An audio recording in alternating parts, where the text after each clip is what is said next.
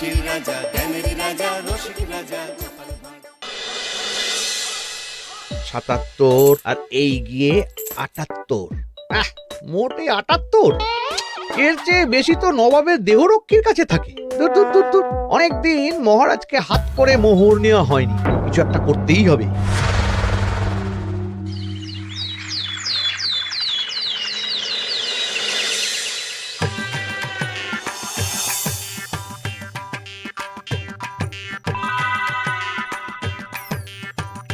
কই গো, কিছু কি ঠিক করলে? রাজকুমারের জন্মদিনে কি উপহার দেবে? হ্যাঁ গো, পেয়েছি, এই দেখো। উমা, এই যে তোমার ছোটবেলা সোনার আংটিখানা। হ্যাঁ গিন্নি, ঠিক ধরেছ। যেটুকু যা গয়না ছিল সবই তো দেওয়া হয়ে গেছে, নহে বিক্রি হয়েছে। আর তো কাউকে কিছু দেওয়ার নেই, তাই ভাবলাম এটাই উপহারে দিই। সে ভালো ভেবেছো। বেশ, আসি তাহলে, ওদিকে সবার দেরি হয়ে যাচ্ছে গিন্নি।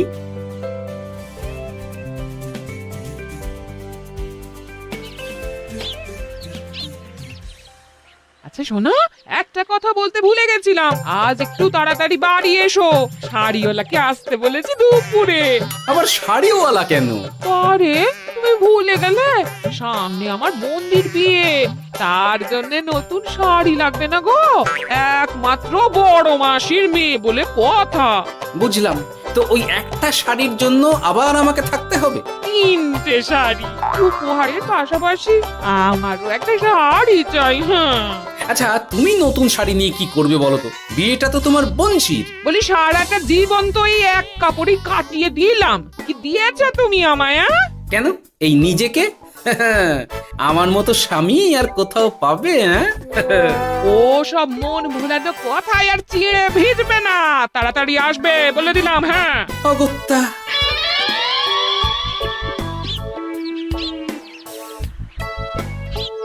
দূর, গিন্নিরও যত কথা সব বেরোনোর সময়। আবার তাড়াতাড়ি ফিরেও আসতে হবে শাড়ির জন্য। দেখি মহারাজকে বলি অগ্রিম বেতনের জন্য, না হলে তো শাড়ি কেনা যাবে না।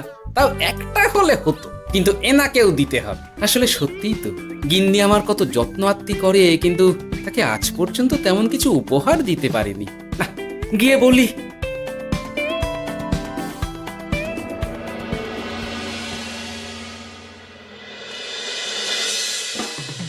রাজকুমারের জন্মদিন উপলক্ষে যে আপনারা এত উপহার এনেছেন, তার জন্য অনেক ধন্যবাদ। আপনাদের সকলের আশীর্বাদ ও ভালোবাসা আমি রাজকুমারের কাছে পৌঁছে দেব। এ আর এমন কি মহারাজ, জানেনই তো রাজকুমার আমাদের সকলের কাছে কত প্রিয়। ঠিক ঠিক। কিন্তু আমি অবাক হচ্ছি, আপনার প্রিয় গোপাল জন্মদিন ভুলে গেছে দেখে। এখনো পর্যন্ত তার কোনো পাত্তাই নেই। হ্যাঁ তাই তো, গোপাল আসেনি কেন? এসে গেছি মহারাজ। তা বলি, এসে তো উদ্ধার করে দিয়েছো। আজ রাজকুমারের জন্মদিন, সে কথা কি মাথায় আছে? ক্ষমা করবেন মহারাজ, আসলে ওই রাজকুমারের উপহার আর গিন্নির আবদার এসবের জন্যই আমার দেরি হয়ে গেল আর কি। এই নিন রানীমা, আমার তরফ থেকে রাজকুমারের জন্য ছোট্ট উপহার। অনেক অনেক ধন্যবাদ গোপাল। তবে মহারাজ, আমারও একটা অনুরোধ ছিল। কি? আমাকে যদি অগ্রিম বেতন হিসাবে কিছু মোহর দেন, তাই নিয়ে আমাকে একটু তাড়াতাড়ি বাড়ি ফিরতে হবে। উনি বলবেন আর ওনাকে দিতে হবে, মামা বাড়ির আবদার। যেটা জানেন না তার মাঝে এত কথা বলেন কেন? হ্যাঁ, আসলে মহারাজ, আমার গিন্নির বোনের মেয়ের বিয়ে সামনে, তাই গিন্নি আবদার করেছে ওই নতুন শাড়ি কেনার জন্য। জানেনই তো বিয়ে বাড়ির কত খরচা, তাই। এ তো খুব ভালো কথা, কিন্তু অগ্রিম বেতন কেন? এমন একটা ভালো খবর দিলে আমার তরফ থেকে তোমার জন্য কিছু মোহর উপহার। এই না। ধন্য মা আপনি, আপনার মতো মা থাকতে সত্যি ছেলের কোনো চিন্তা থাকে না রানীমা।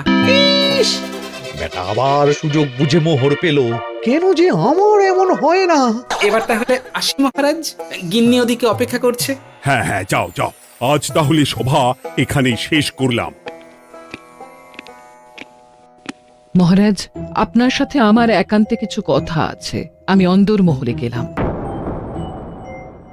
রানীমার আবার হঠাৎ কি হলো, ব্যাপারটা দেখতে হচ্ছে।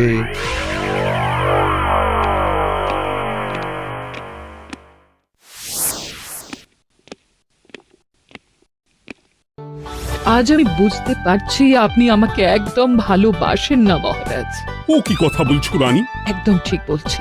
নিজের গিন্নির আবদার মেটানোর জন্য গোপাল কত ভাবে, নতুন শাড়ি কিনে দেবার জন্য অগ্রিম বেতন অব্দি চাইলো, আর আপনি? আমি তো রাজা, আমি কেন বেতন চাইবো? সেটাই তো, রাজা হয়েও আপনি কখনো এমন কিচ্ছু করেননি, কিচ্ছু না। আহা, রাগ করে না। আমি তোমাকে সব থেকে সুন্দর শাড়ি উপহার দেব, একেবারে সোনার সুতোর কাজ করা মুক্ত বসানো শাড়ি। এমন শাড়ি কেউ কখনো দেখেনি। ও মা, সত্যি? আচ্ছা, এই ব্যাপার। গোপালের কথা শুনে এবার মহারাজ ও রানীমাকে উপহার দেবে?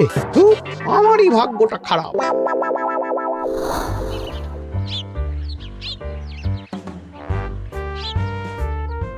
হাজার চেষ্টা করেও গোপালকে আটকানো যায় না। দূর দূর দূর, আমি যা চেয়েছিলাম তা ওই গোপাল পেয়ে গেল। ও কি গো, তুমি কার সাথে কথা বলছো? দুর্ভাগ্যর সাথে। কি সব অলক্ষণে কথা? কি হয়েছে? কি আর হবে, সবই তো তোমার দোষ। আমার দোষ? হ্যাঁ, তুমি আমার কাছে বায়না করো না কেন কিছু? তুমি বায়না করনি বলেই আজ আমি রানীমার কাছ থেকে মোহর পেলাম না, কিন্তু গোপাল পেয়ে গেল। এবার বুঝলাম। ঠিক আছে, এখন তাহলে বায়না করছি, তুমি কাল গিয়ে সেটা রানীমাকে জানাবে, ঠিক আছে? হ্যাঁ, করো করো করো, বায়না করো, বায়না করো। কি চাই, কি চাই, কি চাই? পেয়েছি। তুমি রানীমাকে গিয়ে বলবে যে আমার একটা সোনার হার চাই। এই না হলে আমার বউ। দারুণ চাল চেলেছো।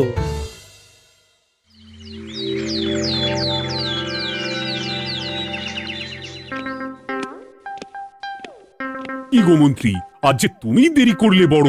আগে মহারাজ, আমাকে সময় নিয়ে শোনাতে শোনাতে মন্ত্রীমশাইয়ের মনে হয় নিজেরই সময় জ্ঞান খারাপ হয়ে গেছে। তুমি থামো তো মহারাজ, আমারও খুব বড় একটা বিপদ হয়ে গেছে। একমাত্র রানীমাই আমাকে বাঁচাতে পারবেন। আমাকে একটু ওনার সাথে দেখা করার অনুমতি দিন মহারাজ। কিন্তু তোমাদের রানীমা তো এখানে নেই। আসলে জানোই তো যে কুমার অনেক দূরে থাকে, তাই গতকাল রাতেই রওনা দিয়েছে। সে কি, রানীমা নেই? এবার কি হবে আমার? কেন কেন কেন, কি হয়েছে? আসলে মহারাজ, আমার বউ আমার কাছে সোনার হার গড়িয়ে দেওয়ার বায়না করেছে, তাই আমার। বুঝেছি বুঝেছি, চুপ করো তুমি। এখন তোমাকে মোহর দিতে পারবো না।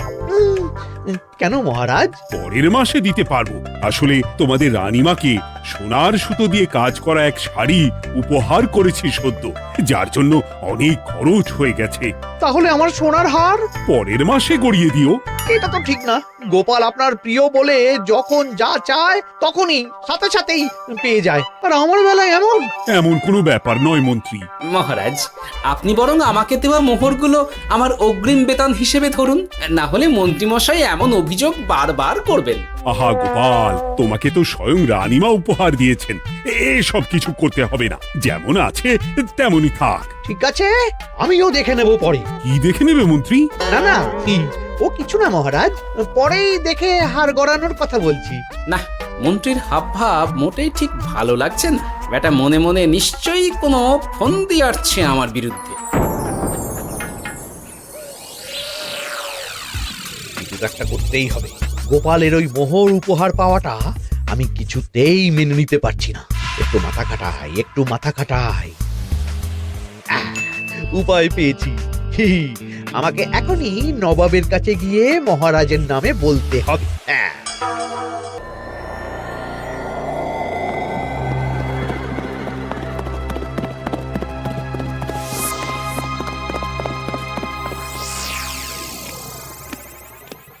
প্রণাম নবাব বাহাদুর। আরে এতে কৃষ্ণনগরের রাজা কৃষ্ণচন্দ্রের মন্ত্রী তো হঠাৎ এখানেই কেন? আমি নবাব বাহাদুরকে আন্তরিক ধন্যবাদ জানাতে এসেছি। কিসের জন্য? এই যে আমরা খুব খুশি রাজা কৃষ্ণচন্দ্রের মতো একজন শক্তিশালী রাজা পেয়ে। শুধু সামরিক বলেই নয়, আর্থিক, সামাজিক, রাজনৈতিক সব দিক থেকে। আর এটা সম্ভব হয়েছে আপনার মতো একজন নবাবের মহারাজের ওপর কৃপা দৃষ্টির জন্য। বলতেটা কি চাইছো তুমি? তেমন কিছুই না, আপনার গুণগান করছি। নইলে আপনিই বলুন না, আমাদের মহারাজ কখনো সোনার সুতোয় বোনা মুক্তোর কাজ করা শাড়ি কিনে রানীমাকে উপহার দিতে পারে? কি সোনার শাড়ি? হ্যাঁ, এমন দামি শাড়ি যা হয়তো নবাবের কাছেও নেই। ঠিক আছে ঠিক আছে, তুমি এখন আসতে পারো। আর শোনো, আমি তোমাদের রাজ্য পরিদর্শনের জন্য লোক পাঠাবো। কবে কখন সেটা কাল তোমাদের সূচনা পাঠিয়ে দেবো, কেমন? তো ঠিক জায়গাতেই আগুনটা ধরিয়েছি মনে হচ্ছে। বেশ, ব্যাপারটা আমার মোটেই ঠিক লাগছে না উজির। কৃষ্ণচন্দ্রর মতো এক সামান্য রাজা এত দামি শাড়ি কিনলো কি করে? কালো বাজারি করছে না তো? আমিও একই কথা ভাবছিলাম হুজুর। এক কাজ করো, কালকে কৃষ্ণনগরে খবর পাঠাও। 2 দিন পর রাজকার্য পরিদর্শনের জন্য তুমি সেখানে যাবে। সব খতিয়ে দেখবে, আর কিছু বেগতিক বা গরমিল দেখলে সেটা বাজেয়াপ্ত করে নেবে, কেমন? আর কে হুজুর?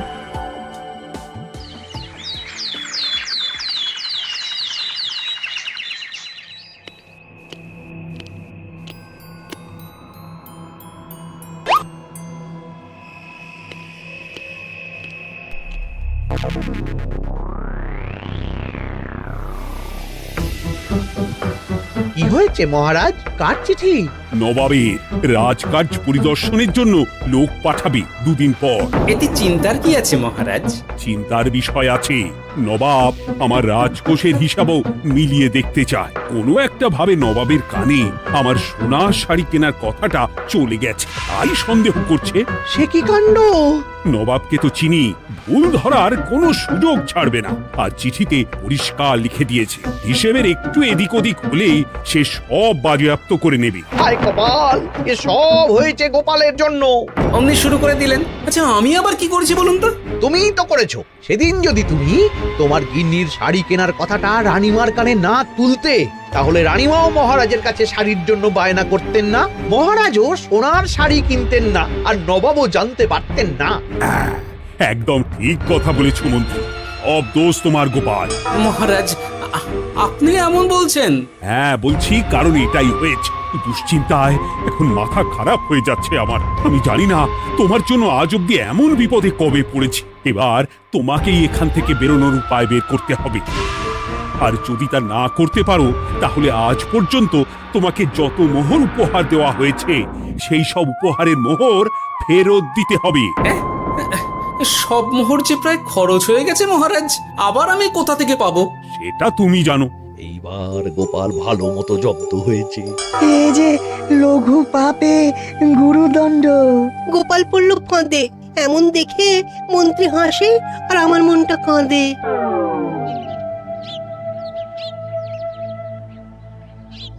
এখানে বসে কি করছো গো গিন্নি? এসে পড়েছো?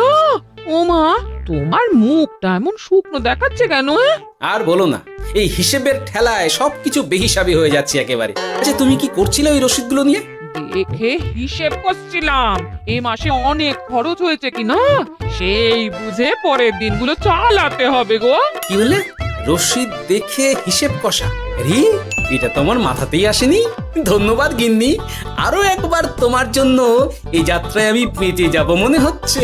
বেঁচে যাবে কেন? কি হয়েছে? আচ্ছা, আমাকে আবার একটু রাজপ্রাসাদে যেতে হবে। আমি এলাম গিন্নি। কি যে বলে লোকটা, কিছুই বুঝতে পারি না।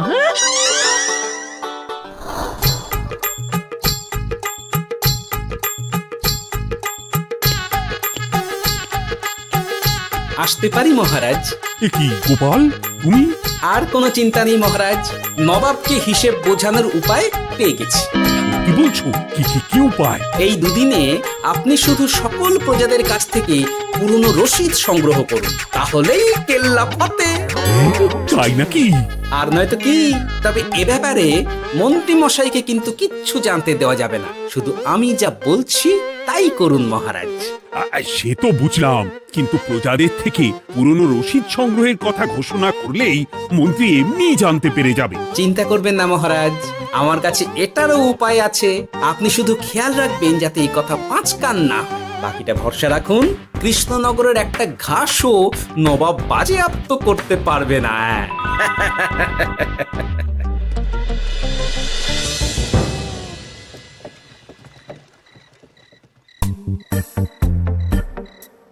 গোপাল দাদু, আমরা সব চলে এসেছি। ভালো সময় এসেছিস। তোদের দাদুর ভবিষ্যৎ এখন তোদেরই হাতে। আপন করে বলছো কেন দাদু? আমরা থাকতে তোমার কিচ্ছু হবে না, শুধু বলো না কি করতে হবে। জানি তো, তোদের যেটা করতে হবে সেটা হলো সবার বাড়ি বাড়ি গিয়ে পুরনো রসিদ সংগ্রহ করতে হবে। এই ব্যাপার, এটা আর এমন কি? কিন্তু কেউ যদি জিজ্ঞাসা করে কেন চাইছি, তখন বলবি যে ওই গোপাল দাদু ওই টোঙা বানাবে বলে পুরনো কাগজ চাইছে। আচ্ছা, আমরা এক্ষুনি নিয়ে আসছি। যাক, প্রথম ধাপ হয়ে গেল, এবার পরের ধাপের প্রস্তুতি। যাই, একবার বরং বিজ্ঞানীর কাছ থেকে ঘুরে আসি। বিজ্ঞানী, ও বিজ্ঞানী, বাড়ি আছো? আরে গোপাল যে, এসো এসো ভেতরে এসো। বলো, তোমাকে কিভাবে সাহায্য করতে পারি? তোমার কাছে কালি মোছা যায় এমন কোনো কিছু আছে? কালি মোছার জিনিস? হ্যাঁ, একটা তরল রাসায়নিক পদার্থ আছে যেটা সব ধরনের কালি তুলে ফেলে। দাঁড়াও দিচ্ছি। অনেক ধন্যবাদ বিজ্ঞানী।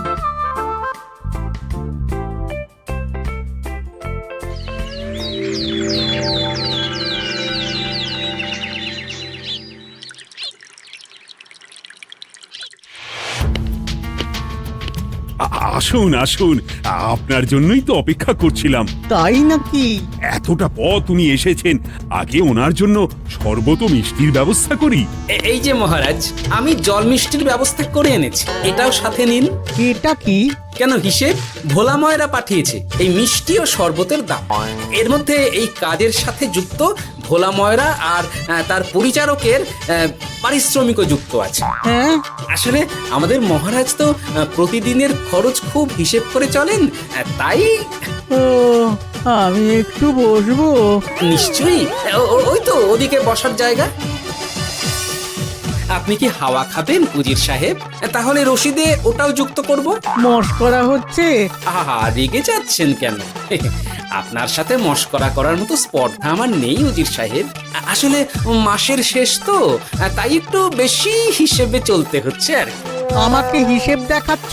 আর রাজা কৃষ্ণচন্দ্র যে সোনার সুতোয় বোনা শাড়ি কিনতে পারলো, সেটার হিসেব কোথায়? একটা সামান্য রাজা এত অর্থ পায় কোথা থেকে? এ আবার কেমন কথা? মহারাজ যা কিনেছেন সেটা তো তার জমানো অর্থ দিয়েই কেনা। আমি বিপথে কোনো কাজ করি না। সেটা তো রাজকোষের হিসেব দেখলেই বোঝা যাবে। শুনে রাখো গোপাল, একটুও যদি হিসেব এদিক ওদিক দেখি না, তাহলে সব বাজেয়াপ্ত করে দেব। কোনো চালাকি নয়, কোনো চালাকি নয়। বেশ, তবে করুন হিসেব। আমাদের কাছে কিন্তু সব কিছুর রসিদ আছে। কই গো, আনো সব, আনো আনো।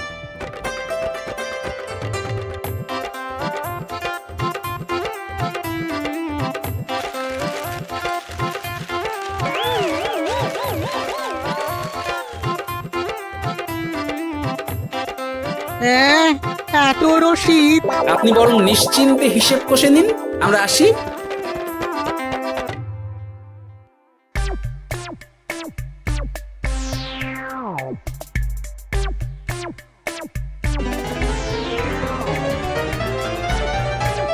বাবারে, এত হিসেব কষে কষে তো মাথা ঝিমঝিম করছে, খিদেতেও পেট চুই চুই করছে। আপনার হিসেব কত দূর উজির সাহেব? আমাকে এখান থেকে নিয়ে চলো গোপাল, আমি আর পারছি না। ও কি, অঙ্ক কষে কষে তো আপনার সব শক্তি শেষ হয়ে গেছে দেখছি। আচ্ছা চলুন চলুন চলুন, কিছু মুখে দিয়ে দিন, তাহলেই শক্তি আসবে। তাই চলো।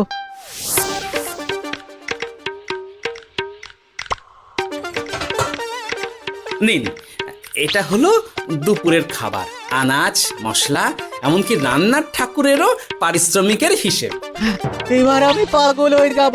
আমি আর কোনো হিসেব দেখতে চাই না। সব সময় কি আর হিসেব নিয়ে চলা যায় নাকি? কি আর করা যাবে বলুন? হিসেবে না চললে আপনি তো মহারাজের উপার্জনের উপর সন্দেহ করবেন, আর বেশি খরচ হলেই সম্পত্তি বাজেয়াপ্ত করবেন। তাই বলে সব কিছুতেই হিসেব? কোনো একদিকে বেশি খরচ হলে বাকি দিকগুলো এভাবেই কম করে চলতে হয়। কি ঠিক বলিনি? আমি আমার ভুল বুঝতে পেরেছি গোপাল, এবার আমাকে রেহাই দাও। আসলে তোমাদের মন্ত্রী নবাবের কাছে গিয়ে তোমাদের রাজা নামে উস্কেছে। কি? মন্ত্রী এই রে খেয়েছে, আর পালাতে হবে দেখছি। ঠিক জানতাম মোহরের জন্যই এত কিছু। তাই তো নবাব এমন করেছেন। বেশ, এবার আমি ফিরে গিয়ে নবাবকে সব জানিয়ে দিচ্ছি। সত্যি গোপাল, তোমার তুলনা হয় না। আর মন্ত্রী, আগে মহারাজ, তুমি যা করেছো তার কোনো ক্ষমা নেই। তোমার জন্যই আমার এত হয়রানি হয়েছে। ভুল হয়ে গেছে, আমাকে ক্ষমা করে দিন মহারাজ। গোপালের ওপরে হিংসে করে এমন করেছি, আর হবে না। একটা সুযোগ দিন মহারাজ। হ্যাঁ মহারাজ, সুযোগ দিয়েই দিন। বেশ, তবে তোমার শাস্তি হলো রানীমাকে আমি যে সোনা শাড়ি কিনে দিয়েছি সেটার পুরো দাম তোমাকে আমায় দিতে হবে। হ্যাঁ?